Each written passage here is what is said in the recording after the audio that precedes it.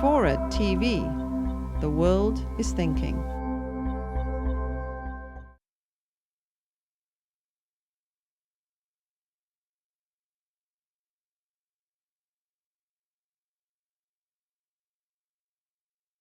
In the first chapter of the book, and I'm going to read a little bit from that chapter to you, I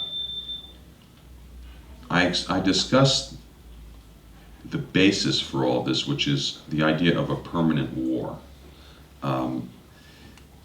The justification and the way that you convince people to permit their rights to be taken away is a permanent war. It's a way of telling people, if you don't give us this power, you'll die. I mean, quite literally. That's the message.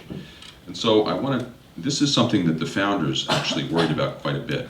The founders waged war, obviously, to win our freedom, but they worried a lot about the prospect of war as a means for the executive to seize power from the rest of the people. And in fact, they had quite a number of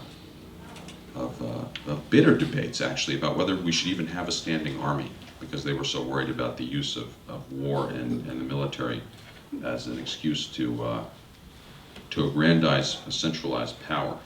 So I want to read you a little bit from chapter 1, where I talk about this.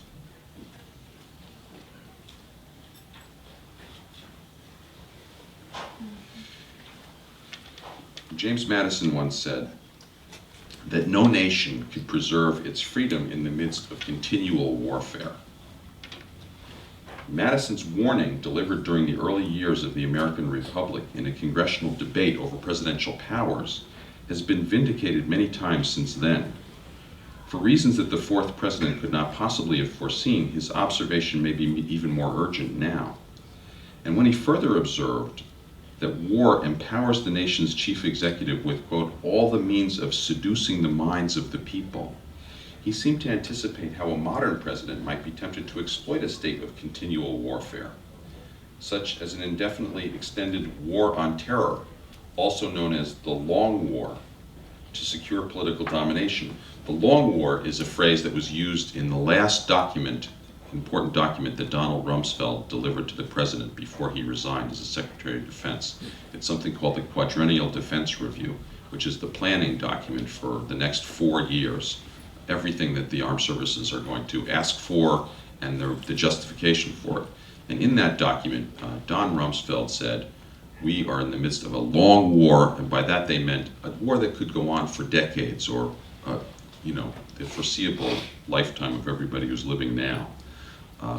Which is what Madison might have called continual warfare. In American history, authoritarian excess has often accompanied war, or the fear of war, from the Alien and Sedition Acts passed by Madison's political opponents, to Abraham Lincoln's Civil War suspension of habeas corpus, from the Red Scare of World War I, to the internment of the Japanese Americans in World War II, from Joseph McCarthy's depredations at the beginning of the Cold War to Richard Nixon's abuses during the war in Vietnam. Those wartime encroachments eventually receded, owing to the end of hostilities or the vitality of democratic resistance. But what would happen in a nation beset by continual warfare?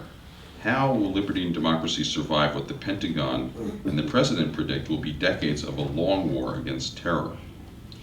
In literature, too, war has been depicted as the precondition for dictatorship.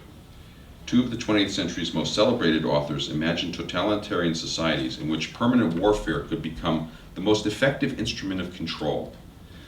In their very different novels about societies without freedom, Sinclair Lewis and George Orwell portrayed politicians who misled their countries into aggressive military conflict for ulterior motives. The central fact of life in Orwell's 1984 is a perpetual and perplexing battle among three superstates, which may or may not be waged largely for the sake of brainwashing and subduing their own peoples. The action takes place in London, and Orwell's masterpiece is not only a denunciation of Soviet and Nazi totalitarianism, but a warning about what all modern societies were in danger of becoming. And I don't know if this happened to you, but when I was in school and we were taught 1984, we were told this is a novel about the Soviet Union.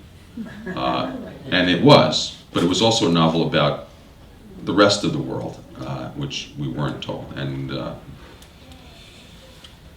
it's important to remember that. More than a decade earlier,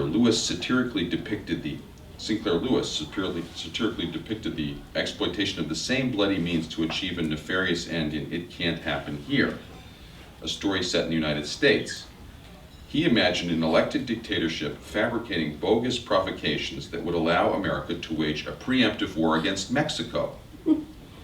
The author of this plan is a presidential advisor who bears a startling resemblance to a certain contemporary figure in attitude, influence, and proximity to the president. It is this crafty, ruthless advisor, Lee Saracen, the creator of President Berzelius Buzz Windrip, who first articulates how and why war will prove indispensable to the new regime.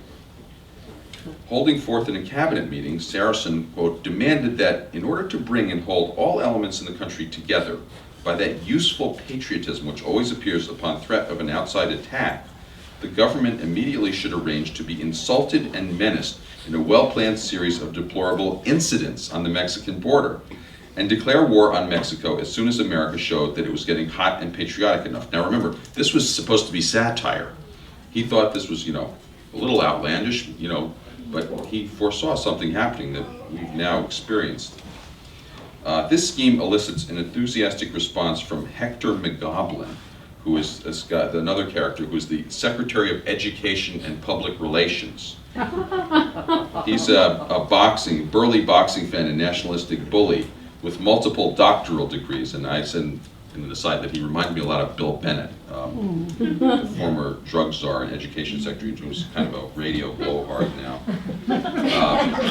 Secretary McGoblin points out that in the past, governments had merely let themselves slide into war, but in this age of deliberate planned propaganda, a really modern government must figure out what brand of war they had to sell and plan the selling campaign consciously. Now, that scenario will seem startlingly contemporary to anyone who remembers the campaign to sell the invasion of Iraq, including the role of Karl Rove, of course, and the White House Iraq Group. That infamous selling campaign was announced in September 2002 by White House Chief of Staff Andrew Card, who breezily explained the administration's timing to the press. And you'll all remember this. From a marketing point of view, said Card, you don't introduce new products in August, which is, of course, why they waited until after Labor Day to start that.